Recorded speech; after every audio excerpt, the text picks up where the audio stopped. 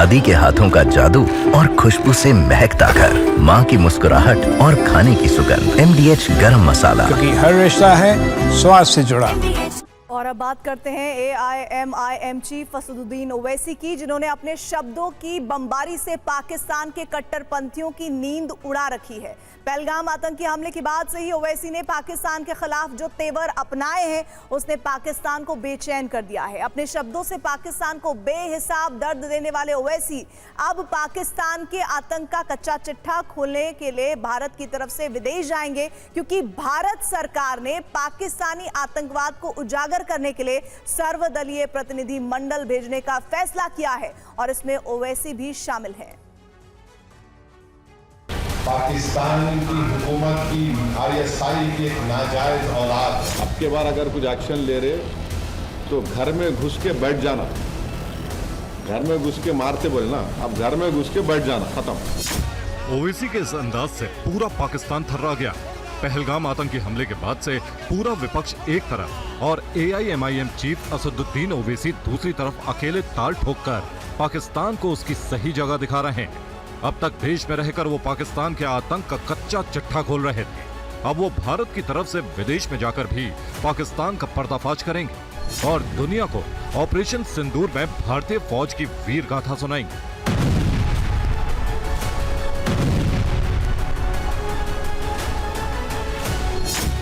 ओवैसी के ग्रुप का नेतृत्व बीजेपी सांसद बैजयंत पांडा करेंगे। इस ग्रुप में निशिकांत दुबे, रेखा शर्मा, गुलाम नबी आजाद और सतनाम सिंह संधू भी हैं।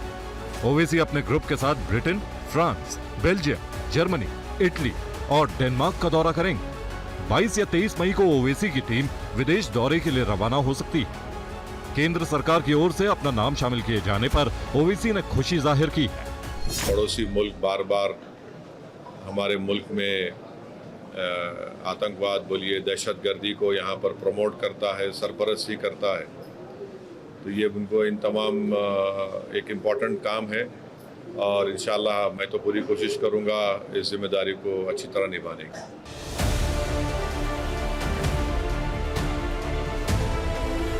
पहलगाम आतंकी हमले के बाद से ही ओवैसी का पाकिस्तान के खिलाफ आक्रामक अवतार दिखा है।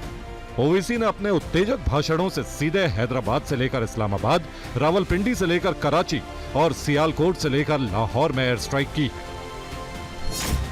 अगर हमारी सरजमी पर मजहब पूछकर मारेंगे तो कोई चुप नहीं बैठेगा। लश्कर तैयबा पाकिस्तान की नाजायज औलाद। इस बार सिर्फ घर में घुसकर मत मारना, इस बार घर में घुसकर बैठ जाना। ये मेरा वतन, पाकिस्तान युद्ध भड़काएगा तो भारत चुप नहीं बैठेगा। पाकिस्तान में ये मौजूद है, ये टेररिस्ट, उनको वहीं से सपोर्ट किया जाता, उनको तैयार किया था, फाइनेंस किया जाता। उनका जो एनुअल बजट है हमारी मिनिस्ट्री ऑफ डिफेंस के बजट उससे बढ़ के है। अब के बार अगर कुछ एक्शन ले रहे तो घर में घुस के बैठ जाना, घर में घुस के मारते बोले ना, अब घर में घुस के बैठ जाना, खत्म। यानी ओवैसी के गुस्से की टाइमलाइन से आप समझ जाएंगे कि आखिर इस बार वो पाकिस्तान से बदला लेने के लिए कितने बेचैन थे। भारत पाकिस्तान में सीज फायर के बाद भी ओवैसी ने कहा था कि भारत को पहलगाम आतंकियों का लगातार पीछा करते रहना होगा और कल भी उन्होंने पाकिस्तान को झूठा बता दिया। अरे झूठे हैं वो, कब सच बोले? झूठ की बुनियाद पे देश बनाए स्वयं वो लोग, तो झूठ ही बोलेंगे ना, तो झूठ ही बोलेंगे, झूठ बोलेंगे, बकवास करेंगे, बार बार डराने की कोशिश करेंगे हमारे पास न्यूक्लियर बॉम्ब है, न्यूक्लियर बॉम्ब है। ईरान के पास भी न्यूक्लियर बॉम्ब है, इजराइल के पास भी है। क्या दोनों रुक रहे? क्या एक दूसरे को मार रहे बराबर? पाकिस्तान मुर्दाबाद, पाकिस्तान मुर्दाबाद। जब से ओवैसी ने हिंदुस्तान जिंदाबाद और पाकिस्तान मुर्दाबाद का नारा लगाया है, तब से ही पाकिस्तान के कट्टरपंथियों की नींद उड़ गई। वो ओवैसी के खिलाफ लगातार बयानबाजी कर रहे हैं, उनके मुसलमान होने पर ही सवाल खड़े कर रहे हैं। आप भी पाकिस्तान के आतंक प्रेमी कट्टरपंथियों को सुनिए। ऐसे कट्टरपंथी पाकिस्तानियों पर असदुद्दीन ओवैसी तंज कसने में भी नहीं चूके। उन्होंने खुद को पूरे पाकिस्तान का दूल्हा भाई बता दिया। पाकिस्तानियों की ऐसी ट्रोलिंग किसी और ने नहीं की। बिल्कुल हम पाकिस्तान के दूल्हे भाई हो गए आजकल। हम ही दूल्हे भाई है पाकिस्तान के, कोई नहीं रहा वहाँ पे, हम ही रह गए।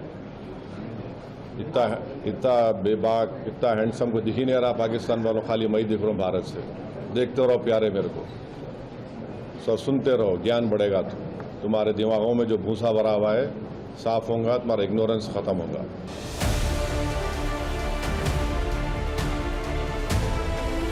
पाकिस्तान के खिलाफ असदुद्दीन ओवैसी के यही तेवर सोशल मीडिया में ट्रेंड कर रहे हैं।